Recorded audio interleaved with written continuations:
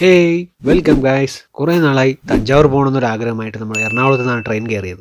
രാവിലെ 9 മണിയോടെ തന്നെ നമ്മൾ തഞ്ചാവൂരെത്തി. ട്രെയിൻ ഇറങ്ങി ഉടനെ തന്നെ ഒന്ന് ഫ്രഷൊക്കെ ആയിട്ട് തൊട്ടടുത്തുള്ള കടയിൽ നിന്ന് ഫുഡൊക്കെ കഴിച്ച് അവിടെ നിന്ന് ഒരു ഷെയർ ഓട്ടൊക്കെ പിടിച്ച് നേരെ തഞ്ചാവൂർ പെരിയ കോവിലേക്ക് വന്നു. അമ്പലത്തിൻ്റെ എൻട്രൻസ് കണ്ടപ്പോൾ തന്നെ കിളി പോയി. അത്യാവശ്യം നല്ല ക്ലൗഡി കാലാവസ്ഥയായതുകൊണ്ട് വലിയ ചൂടൊന്നും അനുഭവപ്പെട്ടില്ല.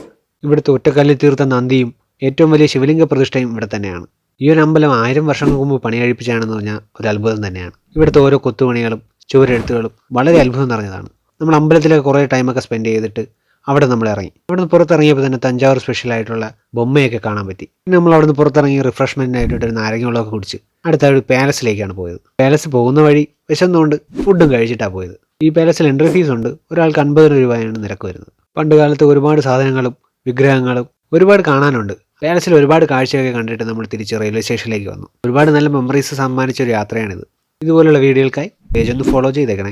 Bye guys.